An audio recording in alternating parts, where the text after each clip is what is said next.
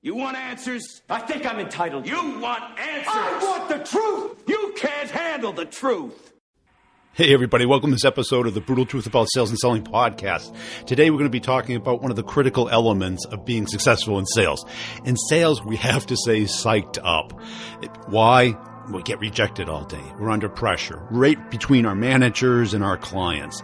And sometimes it's great, but a lot of times it's really a hard place to be. And we have to own our own excitement, our own motivation, our own desire, our own focus. And too often we try and delegate this to somebody else. If only this happened or only that happened, then I'd be happy. The problem is that stuff we have no control over.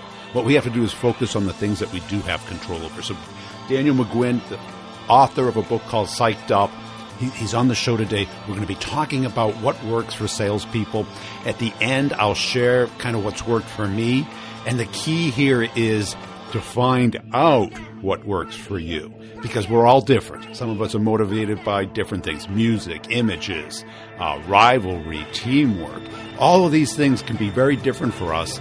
And if we don't first recognize them, we can't control them. Also, before we get into the interview, I want to make sure you're checking out discoverorg.com. They've got several great ebooks that'll help you focus this year on the deals that are going to close. Focus on the ones that have intent, that have an opportunity, that have a need, and that match what you do. Because all we really have is time.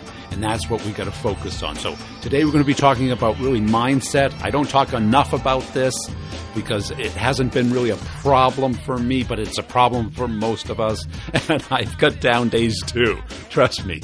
But we're going to get into it. I'll sum it all up at the end. Also make sure you're checking out nudge.ai when you need to know how to get in touch with new opportunities. It keeps track of your whole network and how you're connected to your prospects and what your prospects care about and what they want to hear about, as well as how they buy. Their blog is fantastic. You got to be checking it out. I've asked them to produce more videos on how to use it and how to get benefits from it. Let's get into the interview with Daniel, and make sure you listen to the very end when I sum it all up. Hey, Daniel. Welcome to the show. As a way to get started, tell us about yourself. Hey, Brian, thanks for having me. So I'm a senior editor at Harvard Business Review, where I edit all of our sales coverage. I'm also the author of a book called Psyched Up: How the Science of Mental Preparation Can Help You Succeed. And how'd you get interested in getting psyched up? So some of it comes from high school, actually. I was a high school athlete, and I was not great at basketball or football, the two sports I played, but I became fascinated by what the coaches would do to try to get us pumped up before the games. We had a lot of rituals. We had some superstitions. We had certain kinds of music we would listen to on the bus and during warm-ups. We had pep talks we would listen to. So sort of the whole psychology of what they would do to these high school athletes to try to get them in the right mindset. And then when I became older and became a professional, I would occasionally see people in sales or litigators or people who had to go into a big negotiation who would do something distinctive in the few minutes before they were in that high stakes event. So I decided to look at the science and the research and see what actually worked in this whole realm. And how long? So it's been your whole life you've been interested in this, or has it just... I've been interested since I was a teenager. I didn't pitch the book until 2 or 3 years ago. So the last 2 or 3 years ago, I've been on a more thorough investigation of it. But, the Winter Olympics were a couple of weeks ago, and when I would watch the Olympics, not just this time, but all the time, I'm always interested in seeing what the athletes are doing, not during their performance, but before their performance. What is Michael Phelps doing the 15 minutes before he would get into the pool? What can you see about his mindset from his facial expressions, from the routines he's doing? I've always been interested in how people deal with the stress of being in the spotlight. They've worked their whole lives for this 2-minute routine. Yeah. How do they cope with that pressure? So this idea of these backstage moments has always interested me, yes. More as an individual, or how about as a team? Does the team part excite you as well? I think both are important. I think I think there's a little bit more pressure when you're in an individual context. There's nowhere to hide. If you're on a team, you're probably going to spend at least a little bit of time on the bench, and you're going to be able to, maybe slack off a little bit and rely on your teammates. So I think the intensity of the pressure and the spotlight is a little bit brighter for individual performers. But there are, certainly pep talks when you think about sports or you think about the military or you think about a sales environment. It's often one leader talking to the team. So there's certainly a team element to some of this stuff. Yeah, but certainly today, I think when I talk to sales leaders, other than getting like new meetings and closing deals, it's like keeping the momentum high or certainly above average because, of any profession, I got to believe that sales is a roller coaster. And I've ridden it for quite a while. And no question. Yeah, those highs are great, but the lows can be brutal. Yeah, and I think so you need a lot of emotional resiliency to succeed in sales, that's for sure. But even more than that, so I live out in the suburbs of Boston, and I have a lot of friends out here who are in high-tech sales. And they were actually part of the inspiration for this book too. They work hard every day, but really whether or not they make their number in any quarter is probably going to be determined not by every hour of every day, but it's going to be determined by maybe 4 or 5 key meetings in that quarter with big clients, the things that are reaching the top of the pipeline and are actually going to close or not. So every moment is not equal to the next moment in sales. You have a few moments where you really need to be on. And whether you can get on for those situations isn't just a function of practice. It's not just a function of skill. It's also a function of emotional readiness. Can you deal with the anxiety and boost the confidence level and have the right energy level? Those really don't have anything to do with skills per se. They have to do with managing your emotions. So when I think about sort of, getting psyched up is kind of a broad phrase.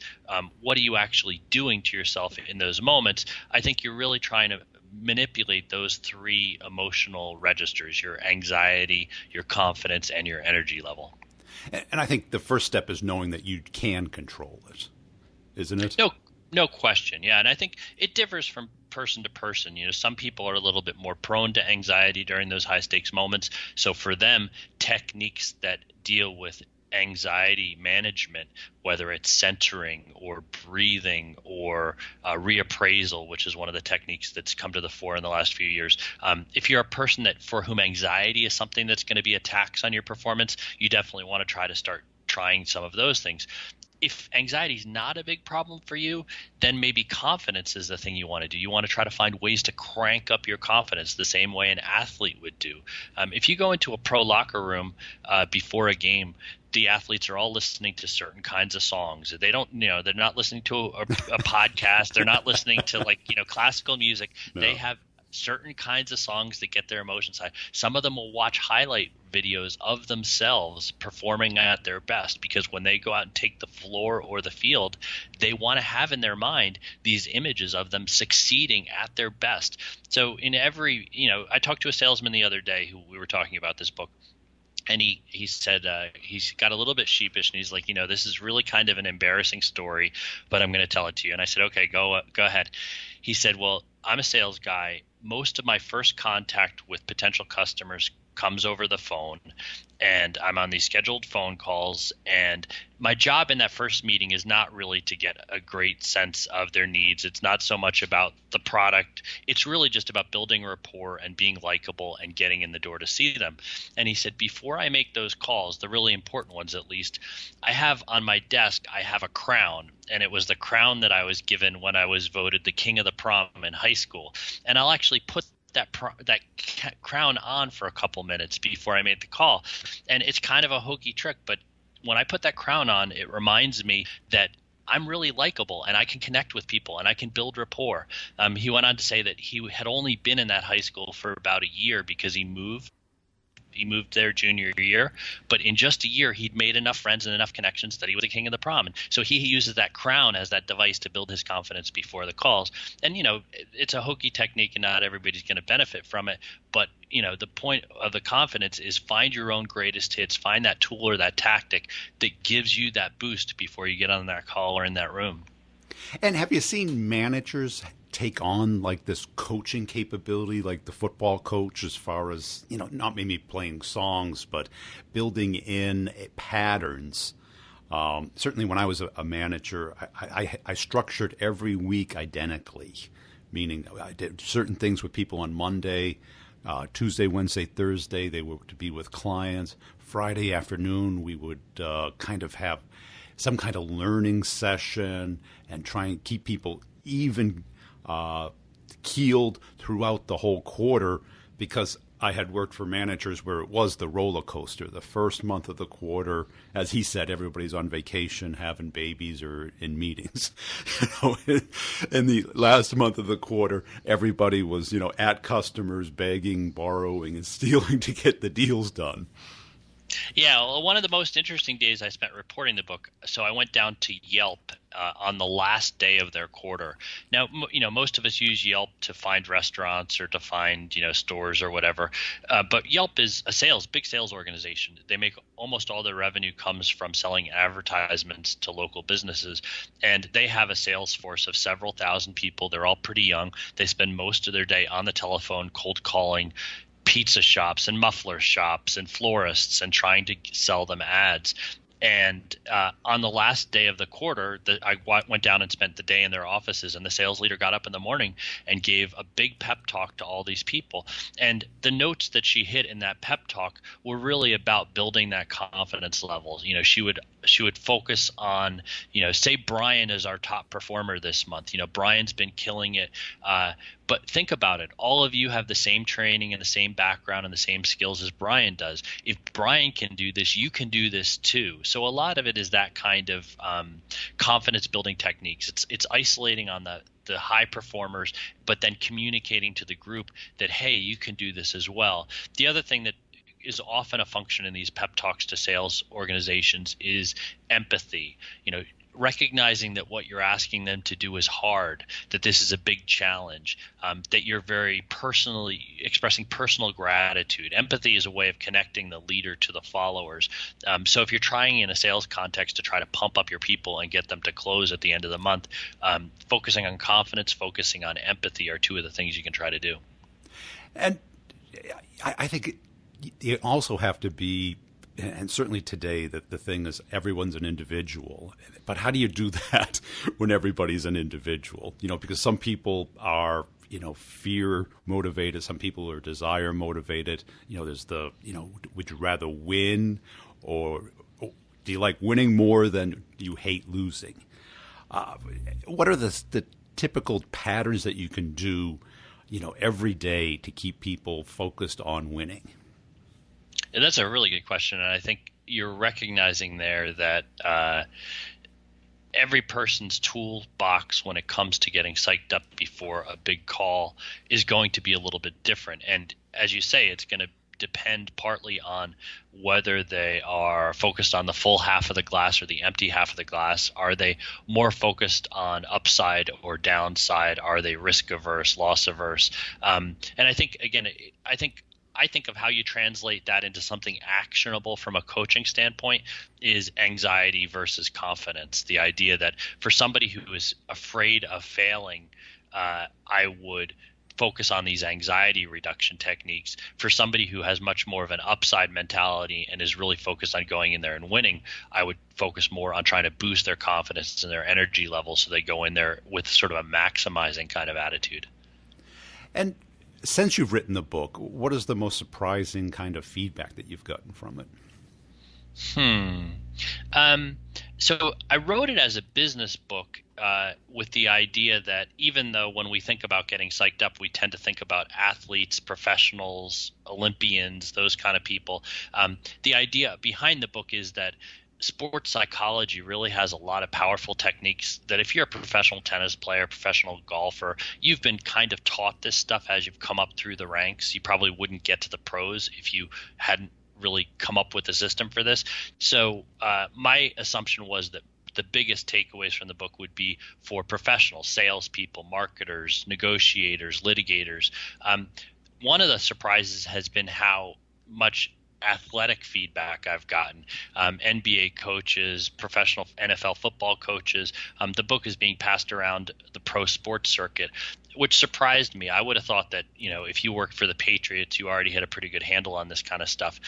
But in fact, I've gotten a lot of tweets from people in these kind of circles saying, hey, this stuff is really useful for us as well. Don't take it for granted that, high world elite athletes know this stuff. We have a lot to learn here as well.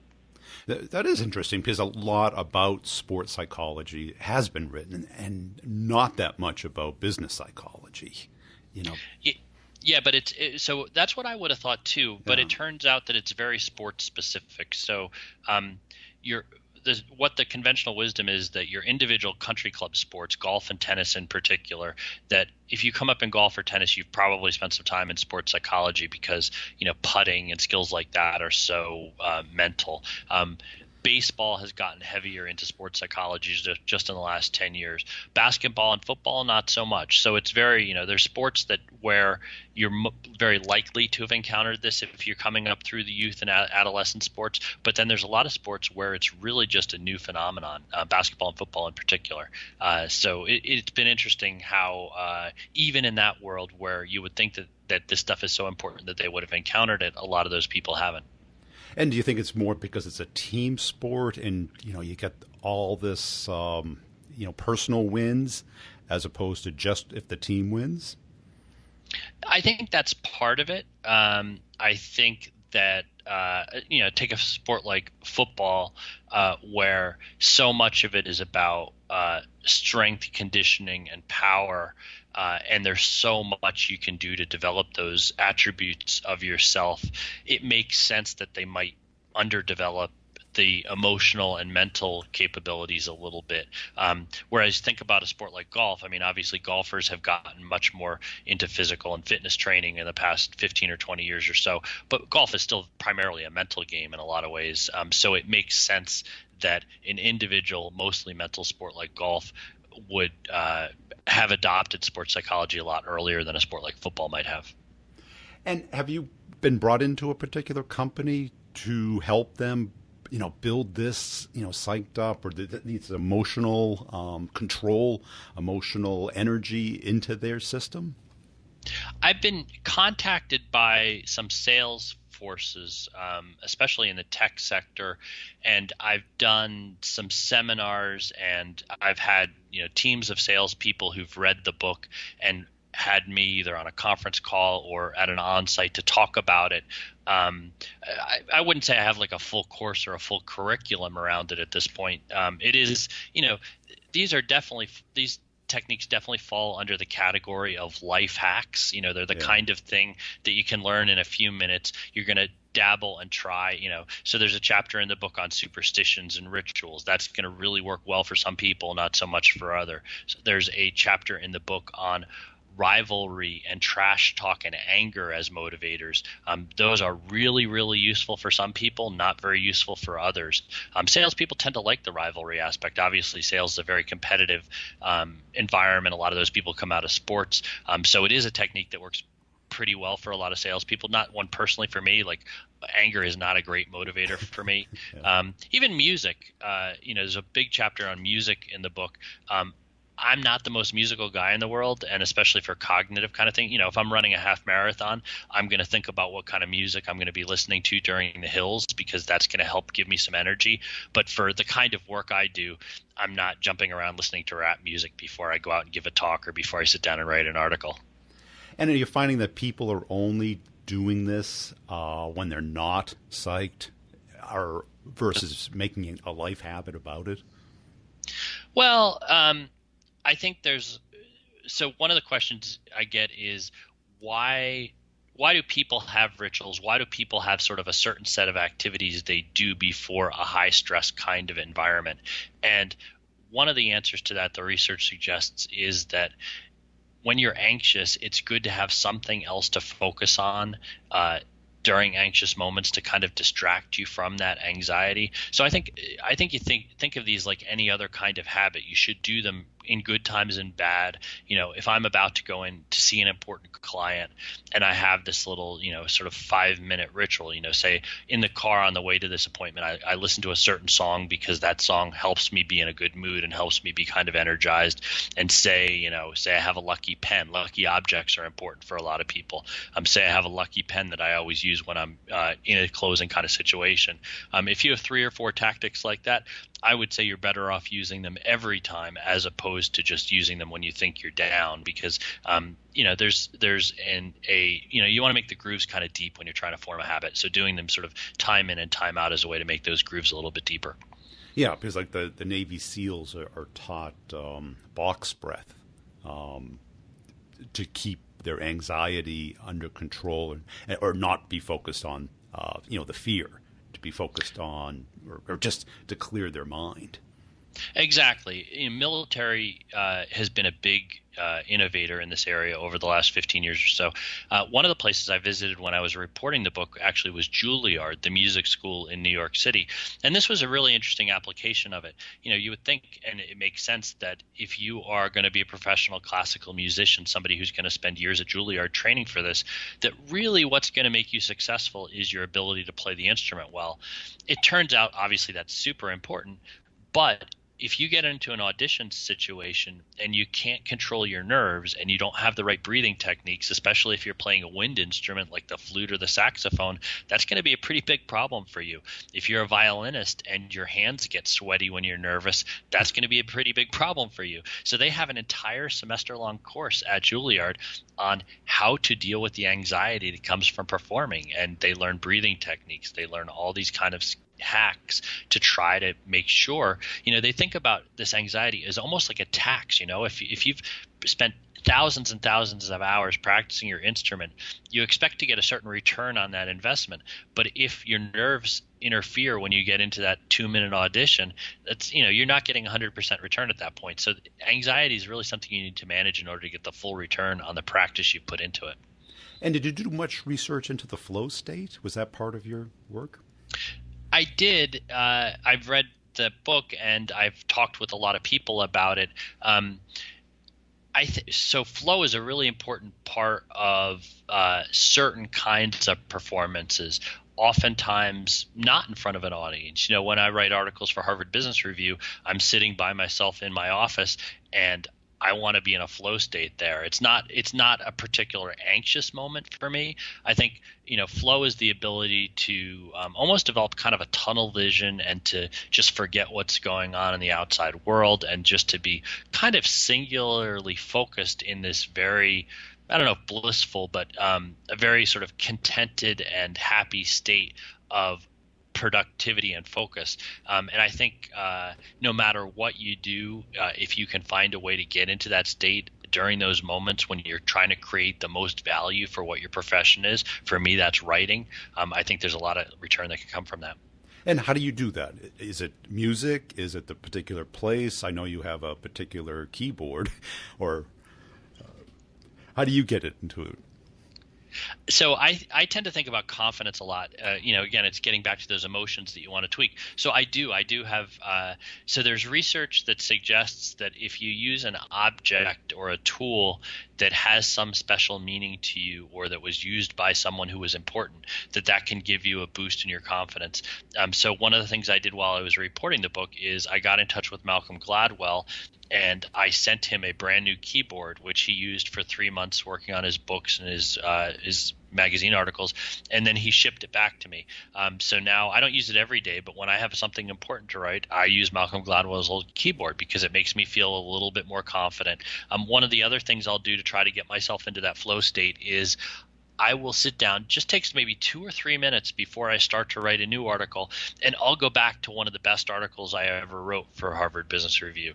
And I might not even read the whole thing. I'll just read the top of it, and I'll just sort of quietly think about why that article did so well, how it turned into something that was really popular.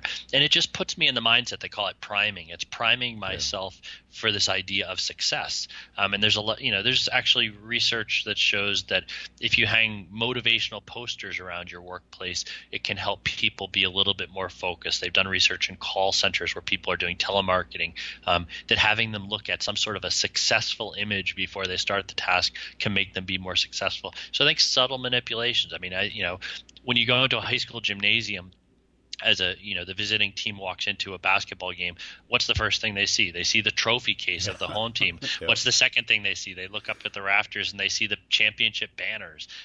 There's a reason that's priming the home team for success. It's emphasizing the proud tradition they have. And I think more of us in our workplaces should think about surrounding ourselves with reminders of our successes, something that's very tangible. Doesn't have to be the homecoming king crown, but something that reminds you of a time in your life when you were successful and powerful and confident, and that you're good at this. I think there's a lot to be said for that. Yeah. I mean, I've done that with screensavers, having like a particular goal as a screensaver. So when a screen would go, I'd see that multiple times a day, as well as I have a trophy that I won almost 20 years ago, but I still have it on my desk, and actually an autograph from Tony Robbins. So you're already doing these kind of things. That's really affirming. I mean, I would think, and that, I guess that's, you asked earlier what the surprises are, and I guess one of the things I've heard since the book has been out from people is sort of variations of what you just said, which is that, I kind of have already been doing some of these things, but I never really thought about how powerful they might be. I never really was doing it systematically. I never thought about ways that I could actually crank it up and do it even a little bit more. So that's probably the second thing I would say, is that, you're proof of this to a certain extent yourself. You've kind of quietly been doing some of these things because they made sense to you. So I would challenge you, as you look at the book, do you see ways that you could incorporate these practices even more to help them make you even more effective than you are? Yeah, because I think the real key to it is those habits. Make it a habit, and tune it up a little bit, maybe every day or every week, so that you don't start to overlook those things that actually make it a proactive habit. And I had it before I'd go on a sales call. I'd anchor 4 words to my fingers, and while I was driving, I'd touch my fingers saying those words. So that when I go into a meeting, it'd be positive, listen, all of these things, confidence, and I'd get myself into that state, and I'd see a lot of other people just get out of the car and, just not even think about it.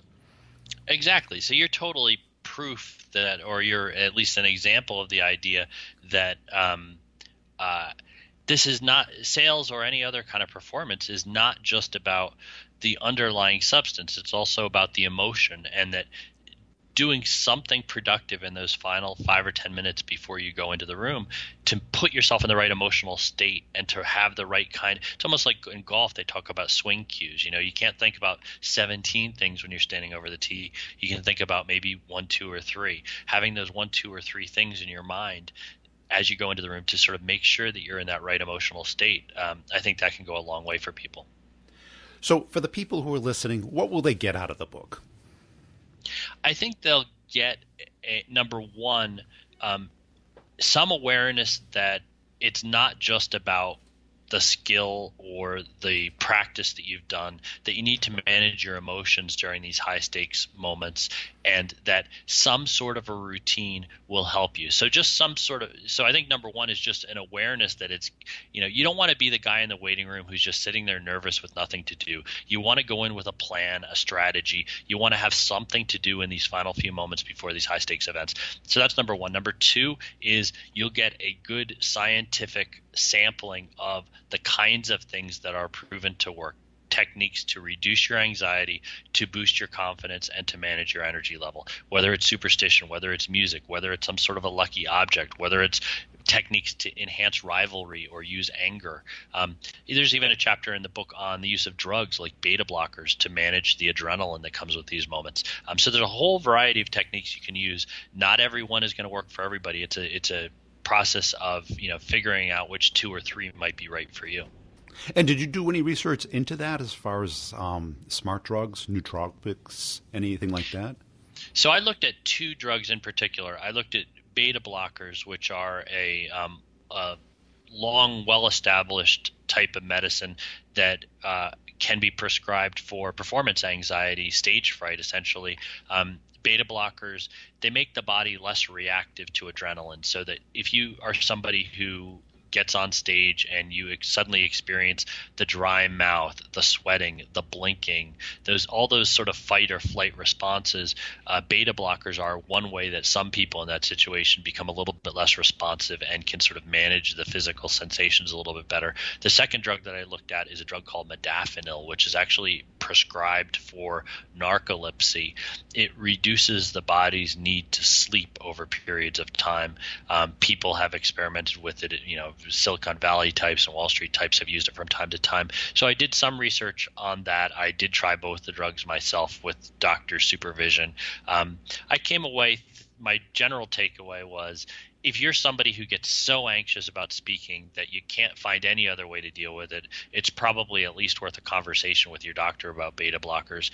The modafinil I was much less comfortable with. It's a much newer drug. They don't really understand how it works all that well. And I kind of came away with the conclusion that if you're somebody that needs to be able to work 18 hours as a stretch a lot, you need to really look at your work life and your work habits and try to find a better way to cope than taking drugs to do it. Yeah, I agree with you there. So where can people get the book and learn more about what you're doing? Sure. The book is called Psyched Up, How the Science of Mental Preparation Can Help You Succeed.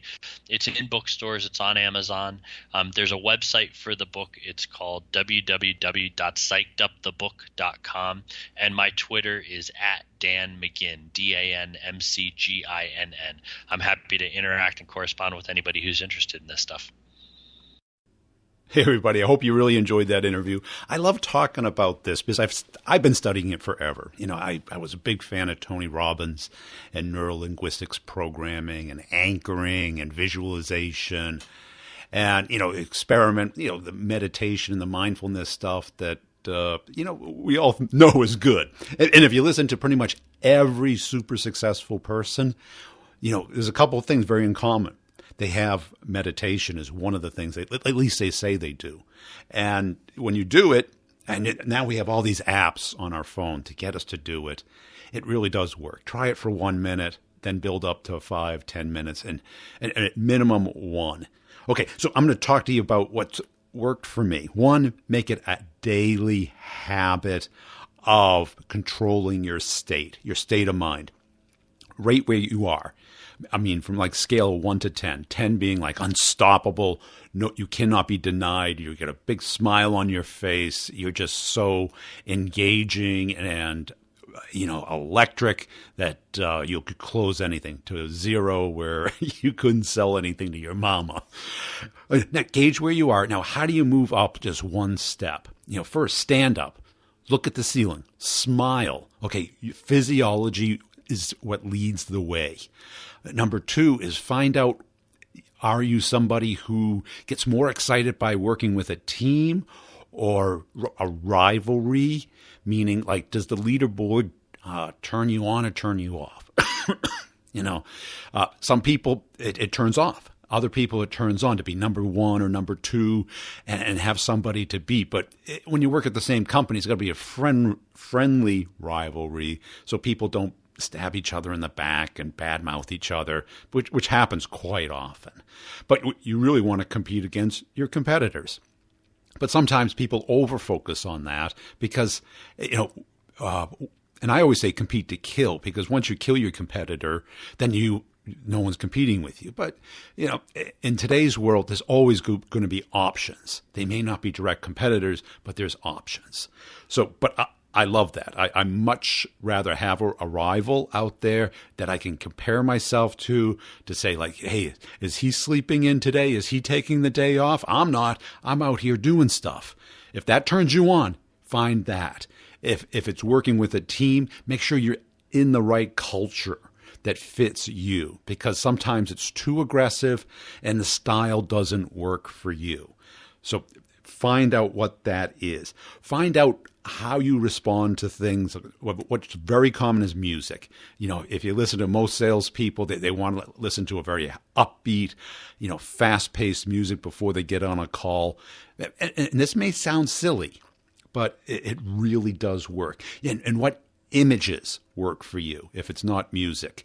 An image of the end goal that you have, either your family, a retirement place, a vacation thing, an object that you want to afford, a number that motivates you, whatever it is. And when people talk about setting goals, some people say, do 10x of what you think you can do. That way even if you do 2x, you'll be happy. Whatever works for you. I hate debating about it because everyone's different.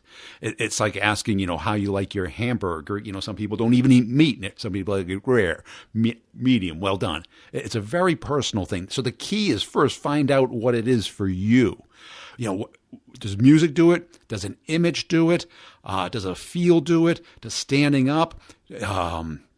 Being in great shape, eating well, all of these things. You got to build this into your life. Make it a habit, because you are a ball of emotion. That's what we are. We try and be these sales machines, and we can, but we have to remember that we're a human being and we can have all these tools, but we are still that person, that means of production. And your mindset and your physiology and your ability to manage your state has to be practiced. And even practice like the things, the unsubscribes, the hang-ups, the boss yelling at you, the reprimandation, the unconstructive feedback, and how you respond to that. Just say, I take it, I move forward, next. And your ability to be resilient is going to have a big impact on your longevity and success in sales. And the thing is, we don't do it until we need it, and that's the least effective time to do it. We need to do it before we need it. We need to do it every day. Get in to the office, get psyched, have a rhythm, a daily routine, and really focus on this. I'm going to tell you those 4 things. Every day I went out for a sales call or had an important call, I'd go through my 4 anchors. It would be positive, meaning that I would be very positive, opportunistic, look for the potential instead of the fear and the negativity. I'd be relaxed, meaning that I would pull people into a comfortable state, that even though I was a sales rep, it was a relaxing business conversation about them, not about me. Confident, meaning that, you buy, you don't buy, I'm confident, my life is going to go forward, I'll find someone else who will buy. People like confidence, they like a relaxed mood, and positive, confident, relaxed. Oh, aggressive, the last one. I can't even handwrite. I'm reading my own writing.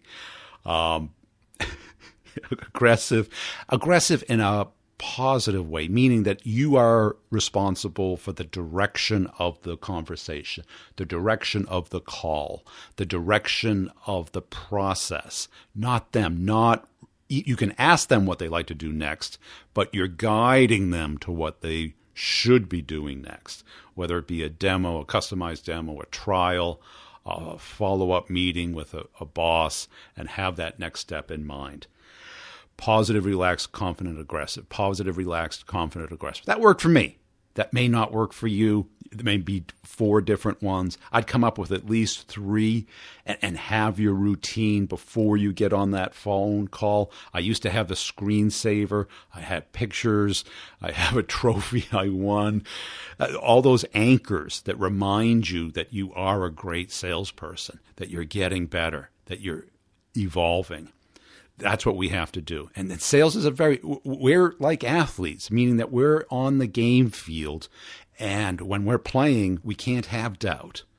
But when we're not playing, when we're, after work and before work, we need to question ourselves. We need to evolve. We need to practice the mental game. I mean, if you look at any sports figure, musician, you see them go through these little rituals before because they're getting into that state. Like, you see it all the time with, guys tightening their tie before an interview, fixing their jacket, women fixing what they're wearing, checking their hair. It is a ritual to get themselves into the best state. Build that ritual. Don't overlook this. Don't pretend like, hey, I've got this down. I've been doing this forever and I don't got it down. Every time you got to go through the rituals to get yourself psyched up and understand that you got to do it on purpose. Also, please make sure you're checking out my website, revenue.com. B2Brevenue.com. It's in the show notes and everything. That's where everything's going to be contained. I put it all on LinkedIn as well. Brian G. Burns on LinkedIn. Connect up with me there. The training class is going insanely well. The people who are working it are getting great results. The office hours are fantastic. So it's first Friday and third Friday of every month. We just had one yesterday, which was March 2nd. So the next one will be March 16th, if I'm looking at that right, at 2 p.m. Eastern Time. These are recorded and put into the class. So you're going to get 2 hours of coaching per month. And the coaching is going to be driven by your questions, your examples, and what you do. So this is an interactive course, even though, there's videos there and you watch the videos. This is a system. I show you my system, and what you do is fit this to your model. Also, anybody who sends me questions who's in the course, I answer them via video and put the answers into the course. So what you're going to get is a lot of interaction from people, all kinds of industries. People selling, financial services, headhunting, software, hardware, medical equipment, any business-to-business sale, getting those first meetings. Now, in March, this month, I'm going to be releasing Winning the Complex Sale. This is basically the rest of the sales process, from the time you get that first meeting and they're qualified to closing a big complex deal. Now, this program, I'm thinking right now I'm going to charge per month with a minimum of 12 months. Because this takes 12 months of going from a B player to a super A player maverick. Somebody who can take a big complex sale and know exactly how to close it, crush your competition, lock them out, and get the most amount of money through that process. This is taught nowhere else. Trust me, I've read the books. This is not just one little approach to build interest. This is a whole deal. Taking the deal all the way through and understanding how companies buy. What are the mechanics inside that company? How are they doing it? And how do you guide them through the process? You know why? Because they don't know. Nobody at a company is assigned, hey, you go buy stuff. Yeah, procurement buys supplies. They buy what they're told to buy. But things have to happen, and how they happen is not really taught anywhere else. So this, again, is going to have office hours on the alternative Fridays. So if you take both courses, you'll get an hour of coaching per week based off of your sale, not mine. And whoever's more aggressive with the questions gets the most amount of coaching. So don't be shy. And I don't put out anyone's name, company, or product, so it's totally anonymous. But you get answers, you get ideas. And what happens during these office hours, which is really great, is people kind of brainstorm what's working. Because I had a case study this week. I explained how I changed their model that got more effective and reduced their costs. And people are like, wow, that was amazing. Okay, really appreciate you listening to this episode. Let's get psyched up. Let's make it a routine, a daily habit. Make it super simple, less than a minute per sales call. Get into that state.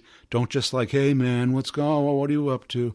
No, be on purpose, because we have to lead those sales calls. Make sure you're checking out the show notes. Check out nudge.ai. Check out their blog, gong.io, with their blog, discover.org. Great stuff. Co-video. I'm putting out example videos, video emails. They're humorous so that people will watch them. They're not pitches. And they're meant to be humorous, okay? So it's a little tongue-in-cheek about showing their customers how they could use video email to actually communicate a message very clearly. And there's a bunch of haters who like, oh, I'm never going to click on a link. It's like, okay, you go ahead and never click on a link. I don't care, but it's super powerful. It's super engaging. And what you see is that people are like looking at it and they're like, wow, that's very different than a text email.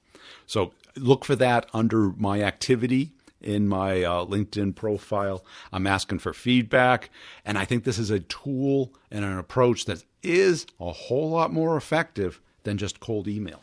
So give that a shot. Really appreciate you listening. We'll see you next time.